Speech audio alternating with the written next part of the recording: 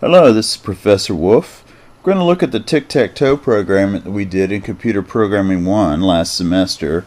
And this is really important if you haven't done this before, if you were in another section. So I want to make sure you understand how it works, because one of the things we'll do later on this quarter is we'll create a graphics version of this when we get into the swing of things, so to speak. Okay, so we're going to start by looking at the initial tic-tac-toe game, get everybody up to speed. Then we'll talk about how we can improve what we did last time, which is fairly minor, but is interesting. I think you should see this. So let's start with a code review in NetBeans. So basically our tic-tac-toe project, I believe, has a single file, and then it has an accessory file for input.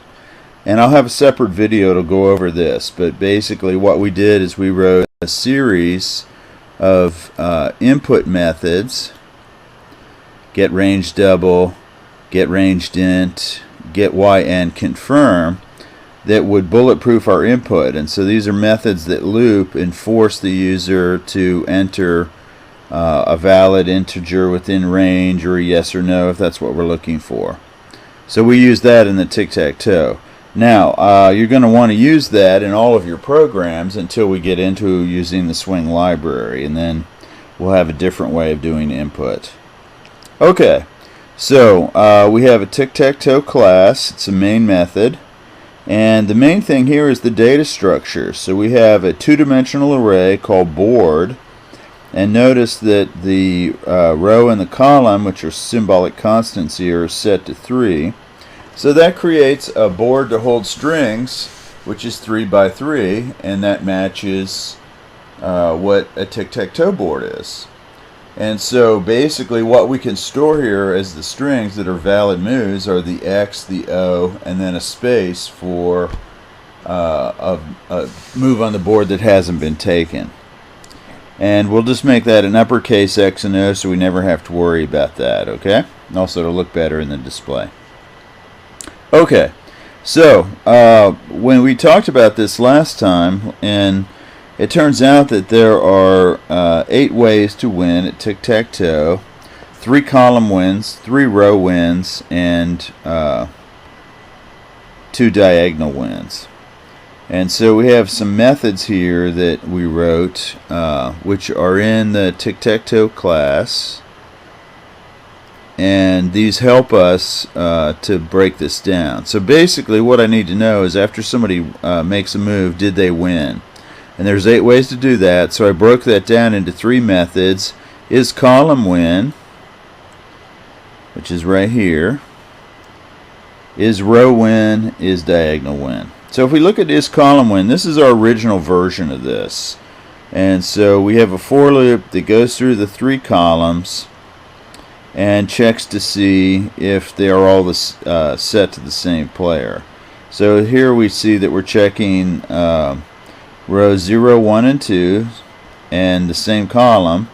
And if those are all equal, that means we have a column win, so we return true.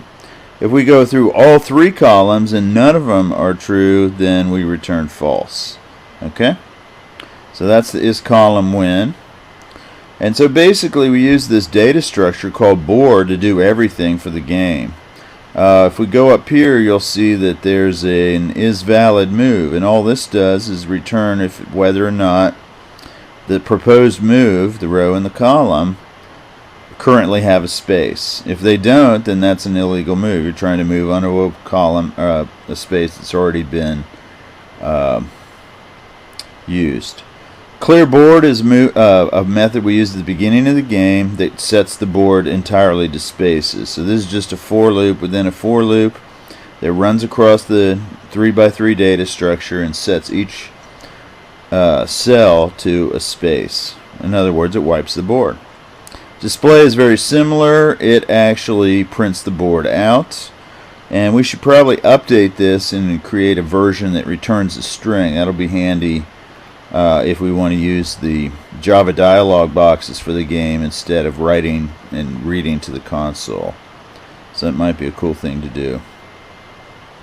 Let's see, what else do we have here? Okay, so is win is going to call is column win, is row win, and is diagonal win. So you can win any of these three ways. So we broke this down into separate ones that check the three ways. Okay?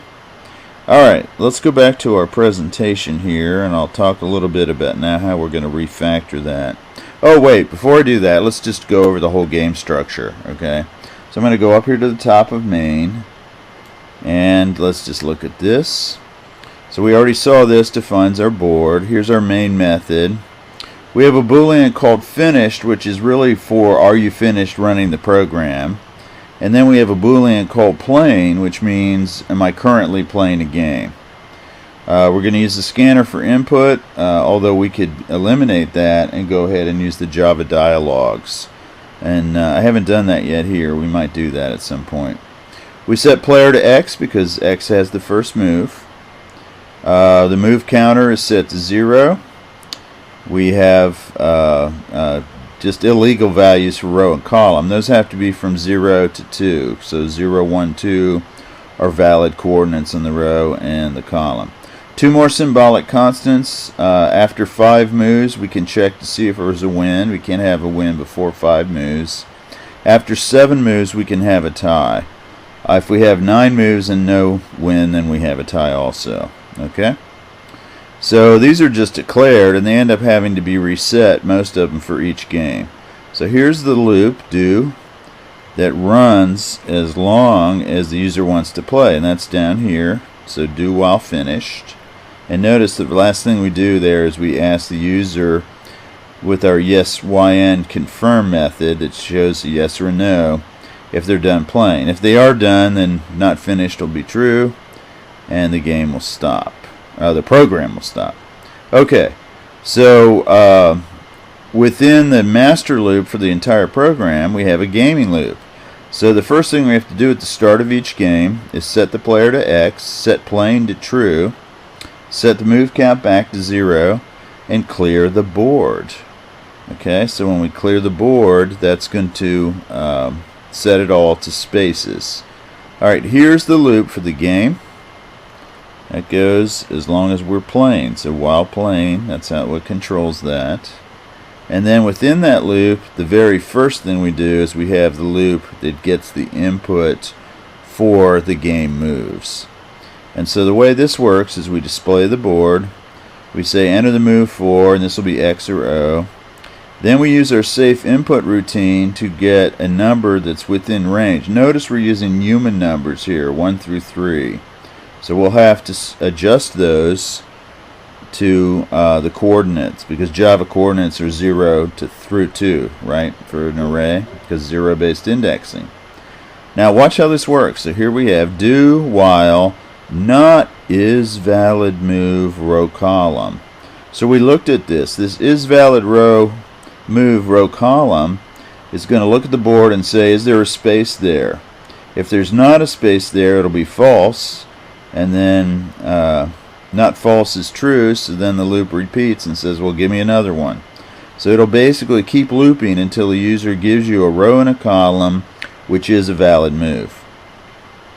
Once we have that, we record the move on the board, increment our row, move counter, and then if we have more than 5 moves, in other words, if there's been enough of a gameplay that somebody might have won, we check to see. And so then we call this. Now, this is actually the new method that I've written. So in our original version, which we're going to make better, we just passed player into isWin. We didn't tell it isWin where the row and the column were. And so if that's true, we display the board again. We say player X wins or player O wins, whoever it is. And now playing is false. If the move count is less than the total moves for a tie, which is 7, then we don't check for a tie. But if it is more, then we can check for a tie. Okay? And again, we'll print out a message if there's a tie and set playing to false. Really, it looks like we almost have an error here, and this should say if move count is greater than or equal to moves for tie and playing you can just say, but that's really shorthand for playing is true equals true, right? So there's no point in checking this if we're not playing. And if we just won, the other thing, yeah, that's what we want to do. Okay, so we're going to fix that while we're here. Finally, down here you see we switched to players. So if we're still playing, and player equals X, then make player O. Otherwise, player is O, so make it X. Okay? And again, there's the while playing. We ask the user for finish. There's the end of the game loop. Okay, so I did want to go over all that. Let's go to the PowerPoint now, and we'll look at how we're going to enhance this. Okay? So we determined before when we analyzed the tic-tac-toe game that there are 8 ways to win the game. You have 3 column wins, 3 row wins, and 2 diagonal wins. And I just showed you code that goes through and tests to see if there's a column win and a row win. The diagonal code I didn't show you. It's real similar, except you just hard code the coordinates. So we don't have any loops there. We have loops for the column and the row wins. And one of the things to notice is that while this works fine, it's actually checking all 3 column wins and all 3 row wins. And we don't have to do that. Basically, we know that any win that we're looking for has to involve the last move. So in tested for all 3 columns, we can just test the column that the player's move is in. Similarly, instead of testing for all 3 rows, we can just test for a row win that has the player's current move in it. To say that again in better English, the latest move has to be a part of a win if we now have a win. So we only test for the row that that move is in, and we only test for the column that that move is in. So that means each of our methods will now do 1/3 of the work that it did previously. Okay? Now, in order to do this, the win methods have to have a bit more information. They need the row and the column coordinates, the move we are checking, and these just become additional parameters on a new version. So if we look here, we have public boolean is, these can be private, by the way. They might be private in the code. Private boolean is row win, takes the player. That's the current one. The new one will take the row. So now we're saying check to see if there's a row win for this player in this row. That's more efficient. Similarly, for the column win, we'll add the int column parameter to that. Okay, let's go back to NetBeans. Oops. There we go.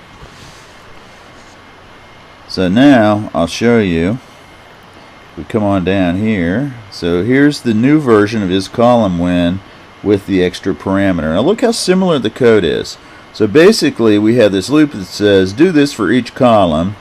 Within the column, see if each of the rows has in that column has this player's mark. If that's true, then return that there's a win. Otherwise, return a false if none of them do. So now we don't have the for loop, but the code is really the same. We just test the specific column that got passed in. Right? So it's a lot more efficient. Instead of testing all 3, we just test the one that the move is in. Here's the old version of his row win. Here's the new version. Now I wanted to mention something here. These methods can be happy within the same place because this is an example of what Java is called overloading. So you have one method that has is column win, returns a boolean, it's private static, and it takes a single parameter called player. The compiler is perfectly happy with the fact that I have one that's exactly the same, except it takes an additional parameter. And so it will be able to tell which one I want to invoke based on how many parameters I pass. Okay, let's go up and look at our code and see how we just modified this now to use these new methods. So we're in this display loop here. We're in the get the move loop. And we'll come on down here. So here's where we check to see if we have a win. So you can see here that is win, originally it just had player as the parameter. Now it passes the row and the column. So that's the only change that we have to make in the main loop. Now if we go in, we had to implement rewrite is when. So here's the original is when. It only took the player. Here's the new is when that takes the row and the column. And now it calls the new version of the method. So is column when player, there's the column. Is row when player, there's the row. And then we didn't change the diagonal, that's the same. So you can see that this still uses the old methods and this uses the new. Now at this point in the refactoring, I'd probably go ahead and delete these other versions. Or if I was using a contents management system, I would fork a new version, so I'd preserve them. But they're not, we know they work, but we also know that this works and is more efficient, and so we're going to upgrade it. Now as it is, the old code just sits there, but it never gets used. So you can see that right here I'm calling the new version, and all the rest of the methods, the new methods, are called within the new version of isWhen. Okay, so it's a small thing, but it makes the code that checks for the wins, the row and the columns, more efficient, right? We check 1 instead of 3. So that's always a good thing to do. And this is really the kind of work that a code analyst does. Okay, that's enough for today. I tried to keep it short this time. Take care.